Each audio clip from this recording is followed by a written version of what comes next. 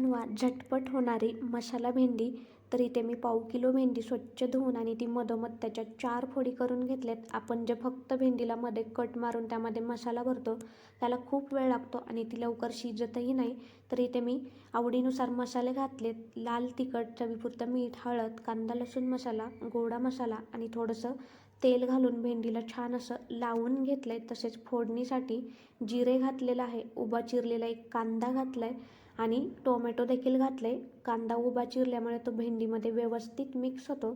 तसेच मसाला लावलेली भेंडी घालायची आणि मोठ्या गॅसवरती छान अशी परतून घ्यायची. नंतर त्यामध्ये शेंगदाण्याचा कूट घालायचा आहे, तो देखील व्यवस्थित मिक्स करून घ्यायचा आहे आणि लो फ्लेमवरती भेंडी 7 ते 8 मिनिट छान अशी शिजून घ्यायची आहे. तर इथे वाफेवरती मस्त अशी भेंडी शिजलेली आहे. एकदम चविष्ट होते अशी भाजी. रेसिपी आवडल्यास नक्की लाईक करा, तसेच चॅनलला नक्की सबस्क्राईब करा. धन्यवाद.